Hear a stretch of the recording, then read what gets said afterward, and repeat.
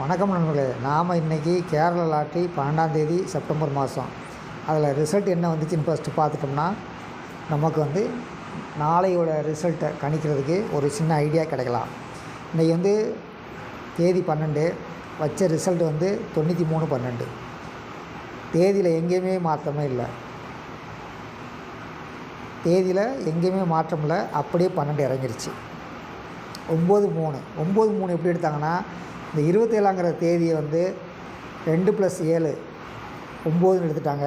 இங்கே 38ல் ஒரு 3 எடுத்துட்டாங்க. இவ்வளோ தான் சிம்பிளாக தேதியிலேருந்து எடுத்து வச்சுட்டு போயிட்டே இருக்கிறாங்க. அதுவும் டேட் வச்சு வைக்கும்போது ரொம்ப ஈஸியாக ஃபார்முலா உட்காந்துருது, நம்ம கண்டுபிடிக்க முடியும். அடுத்து நம்ம இவங்களுடைய கணிப்பண்ணைக்கு ரிவர்ஸில் தான் இறங்கும் அப்படின்னு நம்ம கன்ஃபார்ம் பண்ணியிருந்தோம். ஆனால் எடுத்த இடம் மட்டும் தவறிடுச்சு. நம்ம எடுத்த இது 41ன்னு எடுத்தோம். அவங்க டேட்டை கால்குலேட் பண்ணி 12 அப்படின்னு ரிவர்ஸில் இறக்கிட்டாங்க. அவ்வளோதான், வேறு எங்கேயுமே வித்தியாசம் இல்லை.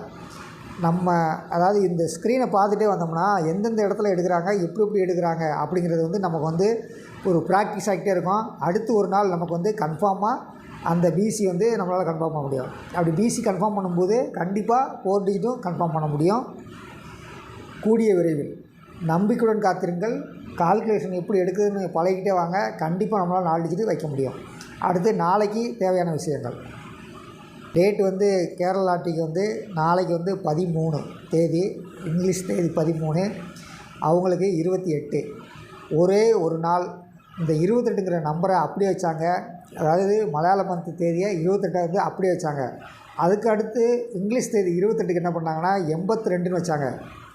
சரிங்களா? அப்போது நாளைக்கு இந்த 28 வருது. 28 வந்தால் என்ன வைப்பாங்க? ஒருவேளை 2 8 வைக்கலாம், 28 வைக்கலாம், 82 வைக்கலாம். இந்த 28க்கு 2 2 வைக்கலாம். இங்கே 2 2 இருக்குது, அதுவும் வைக்கலாம்.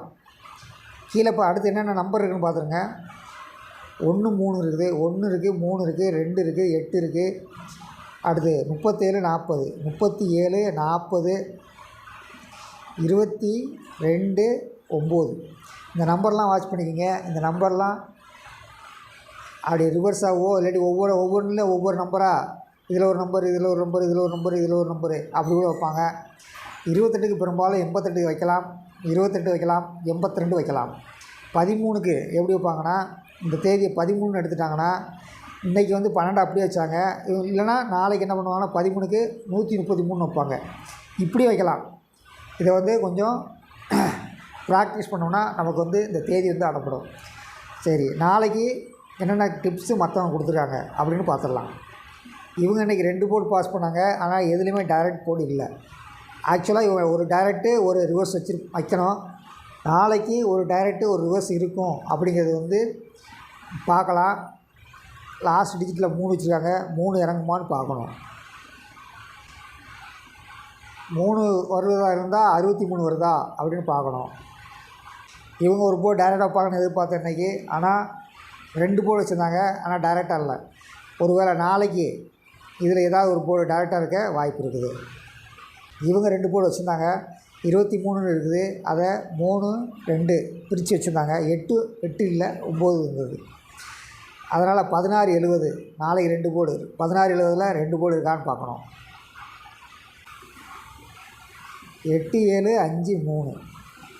அவங்க கொடுத்துருக்கிறது 8 7 5 3. இவங்க கொடுக்குறது 4 7 0 5. அப்போ ஏ போர்டு 7 உட்காருமா செக் பண்ணிடலாம். அதை இங்கே இப்படி மேட்ச் பண்ணி பார்ப்போம். 7 5 3.